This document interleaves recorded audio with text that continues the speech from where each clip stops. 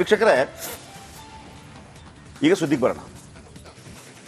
ಈಗ ಅವತ್ತು ಸುವರ್ಣಸೌಧದಲ್ಲಿ, ಬೆಳಗಾವಿಯ ಸುವರ್ಣಸೌಧದಲ್ಲಿ ಪ್ರೊಟೆಸ್ಟ್ ಆಗ್ತಿರುವಾಗ ಅಂಬೇಡ್ಕರ್ ಅವರಿಗೆ ಅವಮಾನ ಮಾಡಿದ್ದಾರೆ ಅನ್ನುವಂಥ ಆರೋಪ ಏನಿದೆ, ಅಮಿತ್ ಶಾ ಅವರ ಮೇಲಿನ ಆರೋಪ, ಅದಕ್ಕೆ ಪ್ರತಿಯಾಗಿ ಪ್ರೊಟೆಸ್ಟ್ ಆಗ್ತಾ ಇತ್ತು. ಪ್ರೊಟೆಸ್ಟ್ ಆಗುವಾಗ ಬಿಜೆಪಿ ಹಾಗೂ ಕಾಂಗ್ರೆಸ್ ನಡುವೆ ಸಮರ ಉಂಟಾಯಿತು ವಿಧಾನ ಪರಿಷತ್ನಲ್ಲಿ.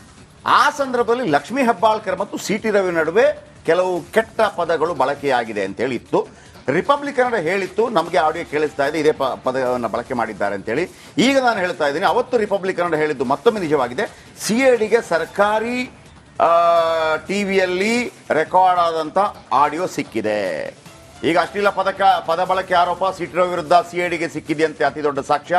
ಸಿ ಟಿ ರವಿ ಅಶ್ಲೀಲ ಪದ ಬಳಸಿದ್ದಕ್ಕೆ ಪ್ರಬಲ ಸಾಕ್ಷ್ಯ ಸಿಕ್ಕಿದೆ. ಒಂದಲ್ಲ ಎರಡಲ್ಲ 7 ಬಾರಿ ಸಪ್ತ ಬಾರಿ ಅಶ್ಲೀಲ ಪದ ಬಳಕೆಯನ್ನು ಮಾಡಿದ್ದಾರಂತೆ. ಸರ್ಕಾರಿ ಟಿವಿ ಆಡಿಯೋ ವಿಡಿಯೋ ದಾಖಲೆ CIDಗೆ ಲಭ್ಯವಾಗಿದೆ. ಖಾಸಗಿ ವಾಹಿನಿ ಸಾಕ್ಷ್ಯ ಒಪ್ಪಲು ಸಾಧ್ಯವಿಲ್ಲ ಅಂತ ಸಭಾಪತಿ ಹೇಳಿದ್ರು. ಈ ಹಿನ್ನೆಲೆಯಲ್ಲಿ DPRಗೆ ಮನವಿ ಮಾಡಿದ್ದ CID ಅಧಿಕಾರಿಗಳು ರಾಜ್ಯ ಆಡಳಿತ ಮತ್ತು ಸಿಬ್ಬಂದಿ ಸುಧಾರಣೆ ಇಲಾಖೆಗೆ ಮನವಿ ಮಾಡ್ತಾರೆ. ಅಧಿವೇಶನದ ಆಡಿಯೋ ವಿಡಿಯೋಗೆ ಮನವಿ ಮಾಡಿದ್ದ CID ಆಡಿಯೋದಲ್ಲಿ ಸಿ ಟಿ ರವಿ ಅಶ್ಲೀಲ ಪದ ಬಳಕೆ ಮಾಡಿರೋದು ದೃಢಪಟ್ಟಿದೆ. ಹೀಗಾಗಿಯೇ ವಾಯ್ಸ್ ಸ್ಯಾಂಪಲ್ ನೀಡಲು ಸಿ ಟಿ ರವಿ ಹಿಂದೇಟು ಹಾಕಿದ್ರು. ರಿಪಬ್ಲಿಕನ್ಗೆ CID ಉನ್ನತ ಮೂಲಗಳಿಂದ ಮತ್ತೊಮ್ಮೆ ಮಾಹಿತಿ. ಇದನ್ನು ಬ್ರೇಕಿಂಗ್ ಇನ್ನೊಮ್ಮೆ ನೋಡಿರಿ. ಮತ್ತೊಮ್ಮೆ ಹೇಳ್ತಾ ಇದ್ದೀನಿ ವೀಕ್ಷಕರೇ, CID ಅವತ್ತು ನೀನು ಕೊಲೆಗೊಡುಕ ಅಂತ ಹೇಳ್ತಾರೆ, ಆಗ ಒಂದು ಪದ ಬಳಕೆ ಮಾಡ್ತಾರೆ. ಅವ್ರು ಹೇಳ್ತಾರೆ, ಇಲ್ಲ ನಾನು ಆ ಥರ ಬಳಸಿದ್ದಲ್ಲ, ನಾನು ಫ್ರಸ್ಟ್ರೇಟ್ ಅಂದಿದ್ದು ಅಂತೇಳಿ. ಫ್ರಸ್ಟ್ರೇಟ್ ಅಲ್ಲ, ಅದನ್ನು ಬೇರೆ ರೀತಿಯಲ್ಲಿ ನೀವು ಹೇಳಿದ್ದೀರಿ ಅಂತ ರಿಪಬ್ಲಿಕನ್ ಅವತ್ತು ಹೇಳಿತ್ತು. ಆ ನಂತರ ಇಲ್ಲ ಹೌದು ಇಲ್ಲ ಹೌದು ಇಲ್ಲ ಹೌದು ಅಂತ ಆಯಿತು. ಕೊನೆಗೆ ಖಾಸಗಿ ವಾಹಿನಿಗಳಲ್ಲಿ ಬಂತು ಅಂತೇಳಿ. ಖಾಸಗಿ ವಾಹಿನಿಗಳು ಬಂದದ್ದನ್ನು ಮಾಡೋಕ್ಕಾಗಲ್ಲ ಅಂತೇಳಿ ಆಲ್ರೆಡಿ ಸಭಾಪತಿಗಳು ಹೇಳಿದರು. ಸೊ ಹಾಗಾಗಿ ಬನ್ನಿ,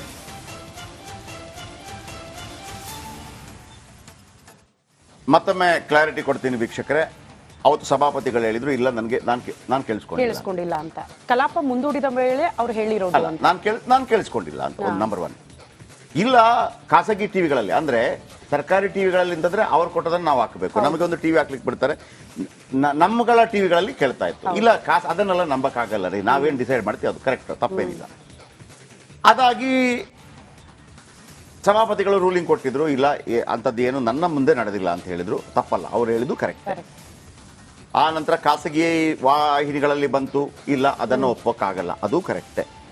ಲಾಸ್ಟಿಗೆ ಹೇಳಿದ್ದಾರಾ ಹೇಳಿಲ್ವಾ ಅನ್ನೋದು ಈಗ ಸಿಕ್ಕಿದೆ, ಯಾವುದು ಸರ್ಕಾರಿ ಆಡಿಯೋದಲ್ಲಿ ಸಿಕ್ಕಿದೆ ಅಂತ ಹೇಳುವಾಗ ನಮಗೊಂದು ಡೌಟ್ ಬರ್ಬೋದು. ಹಾಗಿದ್ರೆ ಸಭಾಪತಿಗಳು ಸುಳ್ಳು ಹೇಳಿದ್ರಾ ಅಂತ ಒಂದು ಬರುತ್ತಲ್ವಾ, ಅದರ ಬಗ್ಗೆ ಕೂಡ ನಾನು ಮಾತಾಡ್ತೀನಿ. ಅದಕ್ಕಿಂತ ಮೊದಲು ನಾಗರಾಜ್ ಇದ್ದಾರೆ. ನಾಗರಾಜ್, ಈಗ CIDಗೆ 7 ಬಾರಿ ಅವರು ಹೇಳಿರುವಂಥದ್ದು, ಅಂದರೆ ಏನು ಹೇಳಿದ್ದಾರೋ ಅಶ್ಲೀಲ ಪದ, ಅದು ಫ್ರಸ್ಟ್ರೇಟ್ ಅಲ್ಲ, ಬೇರೆನೇ ಹೇಳಿದ್ದಾರೆ. ಸಾಧಾರಣವಾಗಿ ಕನ್ನಡದಲ್ಲಿ ಅದನ್ನು ಹೇಳ್ತೀವಲ್ಲ, ಅದರ ಮೂಲ ಅರ್ಥ ವೇಶ್ಯೆ ಅಂತ ಆಗುತ್ತೆ ಆ ಥರ ಹೇಳಿದರೆ. ಬಹಳ ಅಶ್ಲೀಲ ಪದ ಅದು, ಆ ಥರ ಬಳಸಬಾರ್ದು, ಯಾವುದೇ ಹೆಣ್ಮಕ್ಳಿಗೆ ಬಳಸಬಾರ್ದು. ಹಾಗಂತ ಅದಾಗಿ ಗಲಾಟೆ ಆದ ನಂತರ ಸಿ ಟಿ ರವಿ ವಿರುದ್ಧ ಕಾಂಗ್ರೆಸ್ನ ಕೆಲವು ಪುಡಾರಿಗಳು ಹೇರಿ ಬಂದಾಗ ಅವರು ಕೂಡ ಬಳಸಿದಂಥ ಪದಗಳನ್ನೇ, ಚೂಮಾ ಬೋಮಾ ಅಂತೇಳಿ ಅಲ್ವಾ, ಅಲ್ಲೂ ಕೂಡ ಹೆಣ್ಣನ್ನೇ ಅವಹೇಳನ ಮಾಡಿದ್ದು. ಈಗ CIDಗೆ ಸರ್ಕಾರಿ ಆಡಿಯೋ ಸಿಕ್ಕಿದೆ, ಬಟ್ ಸಭಾಪತಿಗಳು ಹೇಳಿದ್ರು, ಇಲ್ಲ ನನ್ನ ಮುಂದೆ ಅಂಥದ್ದು ಆಗಿಲ್ಲ, ಖಾಸಗಿ ಚಾನಲ್ ಹೇಳಿದ್ದನ್ನು ಒಪ್ಪಕ್ಕಾಗಲ್ಲ. ಹಾಗಿದ್ರೆ CIDಗೆ ಹೆಂಗೆ ಸಿಕ್ತು? ಹೆಂಗೆ ವಿವರಿಸ್ತೀರಿ ಇದನ್ನು ಜನಗಳಿಗೆ? ಯಾವುದನ್ನು ಹೇಳ್ತಿರೋದು CIDದು? ಜಯಪ್ರಕಾಶ್, ಇಲ್ಲಿ ಪ್ರಮುಖವಾಗಿ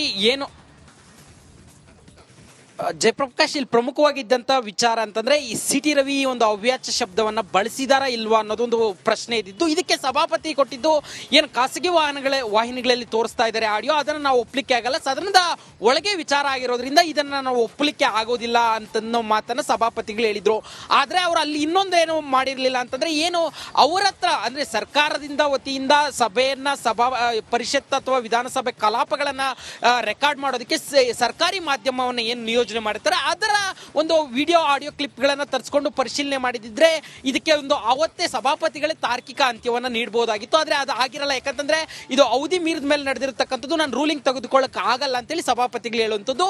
ಸೊ ಹೀಗಾಗಿ ಇದು ಅಂದ್ರೋ ಇಲ್ವೋ ಅನ್ನೋ ಒಂದು ಪ್ರಶ್ನೆ ಹಾಗೆ ಉಳಿದುಕೊಂಡಿತ್ತು. ಈ ಹಿನ್ನೆಲೆಯಲ್ಲಿ DPARಗೆ CID ಅಧಿಕಾರಿಗಳು ಒಂದು ಮನವಿಯನ್ನು ಕೊಟ್ಟಿದ್ರು. ಏನೋ ಒಂದು 4 ಗಂಟೆಗಳ ವಿಡಿಯೋ ಇದೆ, ಅದನ್ನ ಸಂಪೂರ್ಣ ವಿಡಿಯೋ ನಮಗೆ ಬೇಕು ತನಿಖಾ ಭಾಗವಾಗಿ ಅಂತೇಳಿ CID ಅಧಿಕಾರಿಗಳು ಕೇಳಿದ್ರು. ಈಗ CID ಅಧಿಕಾರಿಗಳಿಗೆ ಆ ವಿಡಿಯೋ ಸಿಕ್ಕಿರ್ತಕ್ಕಂಥದ್ದು. ಜೊತೆಗೆ ಅದರಲ್ಲಿ 7 ಬಾರಿ ಸಿ ಟಿ ರವಿ ಈ ಪದವನ್ನ ಬಳಸಿದ್ದಾರೆ ಅನ್ನೋದು ಗೊತ್ತಾಗಿರ್ತಕ್ಕಂಥದ್ದು. ಜೊತೆಗೆ ಇಲ್ಲಿ ಇದನ್ನ ಪುಷ್ಟೀಕರಿಸುವಂತೆ ಸಿ ಟಿ ರವಿ ಇನ್ನೊಂದು ನಡೆಯನ್ನ ಅನುಸರಿಸ್ತಾ ಇರೋದೇನಂತಂದ್ರೆ, ಅವರು ವಿಚಾರಣೆಗೆ ಹೋದಂತ ಸಂದರ್ಭದಲ್ಲಿ ಸಿಐಡಿಗೆ ವಾಯ್ಸ್ ಸ್ಯಾಂಪಲ್ ನಾನು ಕೊಡಲ್ಲ, ಇದರಲ್ಲಿ ಇನ್ನೂ ಸಾಕಷ್ಟು ತನಿಖೆ ಆಗಬೇಕು ಅಂತ ನೆಪಗಳನ್ನ ಹೇಳಿ ಹೊರಗಡೆ ಬರ್ತಾರೆ.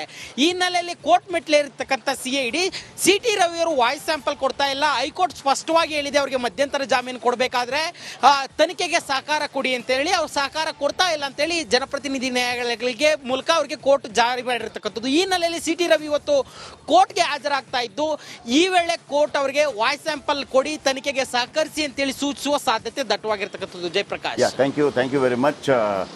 ಇದರ ಬಗ್ಗೆ ಒಂದು ಮಾಹಿತಿ ಹೇಳಲೇಬೇಕು. ನಿಮ್ಗೆ ಏನು ಅನ್ಸುತ್ತೆ? ಈಗ ಸಭಾಪತಿಗಳು ಹೇಳಿದ್ರು ರೆಕಾರ್ಡ್ ಆಗಿದೆ, ಮತ್ತೊಂದಾಗಿದೆ, ನಿಮ್ಗೆ ಏನಾದ್ರು ಡೌಟ್ ಇದೆ ಇದರ ಬಗ್ಗೆ? ಏನು ಡೌಟ್? ಅಂದ್ರೆ ಸಿ ಟಿ ರವಿ ಅವರು ಹೇಳಿರಬಹುದು ಅಂತ, ಅಂದ್ರೆ 7 ಬಾರಿ ಅದು ಸಿಕ್ಕಿದೆ ಅಂತ ಅಂದಾಗ. ಅಲ್ಲ, ಈಗ ಹಾಗಿದ್ರೆ ಸಭಾಪತಿಗಳು ಸುಳ್ಳು ಹೇಳಿದ್ರ ಅಂತ ಅನ್ಸುತ್ತೆ ನಿಮಗೆ? ಆತರ ಅನ್ಸುತ್ತೆ. ಇಲ್ಲ, ಅದು ಹೆಂಗೆ ಹೇಳ್ತೀನಿ ಅಂದ್ರೆ ನಿಮಗೆ ಹೇಳ್ಬಿಡ್ತೀನಿ. ಹಾ. ಈಗ ನಾವು ಮಾತಾಡ್ತಾ ಇದ್ದೀವಿ, ಹೌದು. ಓಕೆ? ಈ ನಾವು ಮಾತಾಡ್ತಾ ಇದ್ದದನ್ನ ಒಂದು ರೂಮಲ್ಲಿ ಒಬ್ಬ ನೋಡ್ತಾ ಇದ್ದಾನೆ ಅಂತ, ಅದು ಸಭಾಪತಿಗಳು ಅನ್ಕೊಳ್ಳಿ. ಇಲ್ಲಿ ನಮ್ಮ ಪ್ರಸಾದಾಚಾರ್ಯ ಸರ್ ಬ್ರೇಕ್ ತಗೊಳ್ಳಿ ಅಂದ್ರು, ನಮ್ಮ ಪ್ಯಾನಲ್ ಪ್ರೊಡ್ಯೂಸರ್ ಬ್ರೇಕ್ ತಗೊಳ್ಳಿ ಅಂದ್ರು, ಬ್ರೇಕ್ ತಗೊಂಡ್ಬಿಟ್ರು. ಹೌದು. ಬಟ್ ನಾವಿಲ್ಲಿ ಮಾತಾಡ್ತಾನೆ ಇದ್ದೀವಿ. ಅದನ್ನ ನಿನ್ನ ಹೆಸರೇನು? ಕ್ಯಾಮ್ರಾಮನ್ ಮಹೇಶ್. ಮಹೇಶ್ ರೆಕಾರ್ಡ್ ಮಾಡ್ತಾ ಇದ್ದಾನೆ, ಆಯ್ತಾ? ಮಹೇಶ್ ರೆಕಾರ್ಡ್ ಮಾಡ್ತಾ ಇದ್ದಾನೆ. ಬ್ರೇಕ್ ಹೋಗಿದೆ, ನಾವು ಮಾತಾಡ್ತಾ ಇದ್ದೀವಿ, ಮಹೇಶ್ ರೆಕಾರ್ಡ್ ಮಾಡ್ತಾ ಇದ್ದಾನೆ. ಪ್ರಸಾದಾಚಾರ್ಯ ಬ್ರೇಕ್ ಹೇಳಿದ್ರೆ ಬ್ರೇಕ್ ಹೋಗ್ತಾ ಇದೆ ಟಿವಿಯಲ್ಲಿ. ಅಲ್ಲಿ ಕೂತಿದ್ದಾರೆ ಸಭಾಪತಿಗಳು ಅಂತ ತಿಳ್ಕೊಳ್ಳಿ, ಅವ್ರಿಗೆ ಯಾವ್ದು ಕೇಳುತ್ತೆ? ಮಹೇಶ ರೆಕಾರ್ಡ್ ಮಾಡಿದ ಅವ್ರಿಗೆ ಕೇಳಿಸತ್ತಾ? ಇಲ್ಲ, ಬ್ರೇಕ್ ಹೋಗಿರೋದು ಕೇಳಿಸುತ್ತೆ. ಅವರ ಪ್ರಕಾರ ಅವ್ರು ಕರೆಕ್ಟ್, ಆಯ್ತಾ? ಈಗ ಆ 4 ಗಂಟೆದು ಕೂಡ ಕೊಡಿ ಅಂತ ಹೇಳಿ ಸಿಐಡಿ ಕೇಳಿದ್ದಾರೆ. ಸಿಐಡಿ ಕೇಳಿದಾಗ ಇಲ್ಲಿ ಹೇಳಿದ್ದು ನಿಜ ಅಂತ ಆಗಿದೆ ಅಂತ ಹೇಳಿ ಒಂದು. ಹಾಗಂತ ಅದು ಹೊರಗೆ ಹೇಳಿದ್ರೆ ಒಳಗೆ ಹೇಳಿದ್ರೆ ಬೇರೆ ವಿಚಾರ. ಇದು ಒಂದು ಸಂದಿಗ್ಧತೆ, ಅವರು ವಾಯ್ಸ್ ರೆಕಾರ್ಡ್ ಕೊಟ್ಟಿಲ್ಲ ಅಂತ ಹೇಳಿ. ಇನ್ನು ಎರಡನೇ ಮಾತು ನನಗನ್ಸೋದು, ಇಲ್ಲಿ ಸಿ ಟಿ ರವಿ ಸಪೋರ್ಟ್, ಇದು ಒಂದು ಈ ತರ ಹೇಳಿದ್ರೆ ಅದು ಅಕ್ಷಮ್ಯ ಅಪರಾಧ. ಇನ್ನೊಂದೇನಪ್ಪ ಅಂತಂದ್ರೆ ನನಗನ್ಸೋದು, ಸಿ ಟಿ ರವಿ ಅವರ ಅಂದ್ರೆ ಅವರ ಒಬ್ಬ ಕ್ಲಾಸ್ಮೇಟು ಜೊತೆಗೆ ಇಂಗ್ಲಿಷ್ ಕ್ಲಾಸ್ಗೆಲ್ಲ ಹೋಗಿದ್ದು ನನಗೆ ಗೊತ್ತಿದೆ ಸ್ವಲ್ಪ. ಹಿಂದಿನ ಭಾಳ ಕಷ್ಟಪಟ್ಟು ಕಲ್ತಿದ್ದು, ಕನ್ನಡ ಭಾಳ ಅದ್ಭುತ ಆಗಿದೆ ಅವ್ರದ್ದು. ಈ ಫ್ರಸ್ಟ್ರೇಟ್ ಮತ್ತು ಪ್ರಾಸ್ಟಿಟ್ಯೂಟ್ ಅದರ ಈಗ ಒಮ್ಮೊಮ್ಮೆ ಇಂಗ್ಲೀಷಲ್ಲಿ ಹಂಗೆ ಆಗ್ಬಿಡ್ತದೆ ನಮಗೆ. ಅದನ್ನ ಹೆಂಗೆ ಅವನು ವೆರಿ ಸ್ಟ್ರಿಕ್ಟ್ ಅನ್ನೋ ಬದಲಾಗಿ ಅವನು ಭಯಂಕರ ಸ್ಟಿಕ್ ಅಂತ ಹೇಳ್ತೀವಿ ನಾವು, ಅಲ್ಲಿಗೆ ನಿಲ್ಲಿಸ್ಬಿಡ್ತೀವಿ. ಕಸ್ಟಮರ್ ಅನ್ನ ಕಸ್ಟಮರ್ ಅಂತ ಹೇಳ್ತೀವಿ, ಹಿಂಗೆಲ್ಲ ಇರ್ತದೆ. ಸೊ ಒಂದು ವೇಳೆ ನನಗನ್ಸೋದು ಸಿ ಟಿ ರವಿ ಅವರು ಬಚಾವಾಗೋದಕ್ಕೆ ಇರುವಂತ ಒಂದೇ ಒಂದು ಮಾರ್ಗ ಏನಪ್ಪಾ ಅಂತಂದ್ರೆ, ನನ್ನ ಪ್ರಕಾರ, ಇಲ್ಲ ನಾನು ಫ್ರಸ್ಟ್ರೇಟ್ ಅಂತ ಹೇಳಕ್ ಹೋಗಿದ್ದು ನನಗೆ ಪ್ರೊನೌನ್ಸ್ ಮಾಡಕ್ ಬರ್ತಾ ಇಲ್ಲ, ನಾನು ಹೇಳೋ ಫೋರ್ಸ್ಗೆ ಅದು ಹಂಗಾಗೋಗ್ಬಿಡ್ತು, ನನ್ನನ್ನು ಕ್ಷಮಿಸ್ಬಿಡಿ ಅಂದ್ರೆ ಮುಗಿದೋಯ್ತು ಕತೆ. ಈಗ ಆಗಿರೋದು ಇಷ್ಟೇ. ಬ್ರೇಕ್ ಆಗಿದೆ, ಬ್ರೇಕ್ ಆಗುವಾಗ ಬ್ರೇಕ್ ಹೋಗಿದೆ, ಸಭಾಪತಿಗಳು ಹೇಳಿದ್ದಾರೆ ನನ್ನ ಟೈಮಲ್ಲಿ ಆಗಿಲ್ಲ, ನಾನು ಟಿವಿಯಲ್ಲಿ ನೋಡಿದ್ದೇನೆ ಆಗಿಲ್ಲ, ಇಲ್ಲ ಖಾಸಗಿ ಚಾನಲ್ ಈ ಕಡೆಯಿಂದ ಯಾರೋ ರೆಕಾರ್ಡ್ ಮಾಡಿದ್ದಾರೆ, ಅದನ್ನ ತಗೊಳಕ್ ಆಗಲ್ಲ. ಬಟ್ ಸರ್ಕಾರಿ ಚಾನಲ್ ಮಹೇಶ್ ರೆಕಾರ್ಡ್ ಮಾಡಿದ್ದೇನೆ ತಗೋಬೇಕು. ಮಹೇಶ್ ರೆಕಾರ್ಡ್ ಮಾಡಿದ್ರೆ ನೋಡ್ತಾ ಇದ್ದಾಗ ನಾವಿಲ್ಲಿ ಮಾತಾಡಿದ್ರು ಅಲ್ಲಿ ಬ್ರೇಕ್ ಹೋಗ್ತಾ ಇದೆ, ಈಗ ಅಲ್ಲಿಗೆ ಬಂದು ನಿಂತಿದೆ, ಆಯ್ತಾ? ಆದರೆ ಅಂತ ಪದ ಬಳಕೆ 7 ಬಾರಿ ಮಾಡಿದ್ದಾರಂತೆ, ಅದು ಅಕ್ಷಮ್ಯ ಅಪರಾಧ. ಆಮೇಲೆ ಅದನ್ನ ಒಂದು ಸಾರಿ ಕೇಳಿ ಸರಿ ಮಾಡ್ಕೊಂಡ್ಬಿಡ್ಬೋದು. ಇಬ್ರು ನೋಡಿ, ನೀವು ಮಂತ್ರಿಯಾಗಿ ಕೆಲಸ ಮಾಡಿದಂಥವ್ರು, ಲಕ್ಷ್ಮೀ ಹೆಬ್ಬಾಳ್ಕರ್ ಅವರು ಮಂತ್ರಿಯಾಗಿ ಕೆಲಸ ಮಾಡಿದವರು. ಇದರಿಂದ ಮೈಲೇಜ್ ಅಂತೂ ದೇವರನ್ನ ನಿಮ್ಗೆ ಯಾರಿಗೂ ಸಿಗಲ್ಲ, ಯಾವನಿಗೂ ಮೈಲೇಜ್ ಸಿಗಲ್ಲ, ಆಯ್ತಾ? ಆಯ್ತು, ಕೂತ್ಕೊಳ್ಳಿ, ಒಂದು ಸಾರಿ ಕೇಳ್ಕೊಳ್ಳಿ. ಸಭಾಪತಿಗಳು ಮಾಡೋದು ಬನ್ನಿ, ಇಬ್ಬರು ಕೂಡ ಇದನ್ನೆಲ್ಲ ಜಾಸ್ತಿ ಮಾಡಬೇಡಿ, ಇದು ರಾಂಗ್ ಸಂದೇಶ ಹೋಗುತ್ತೆ ಅಂತ.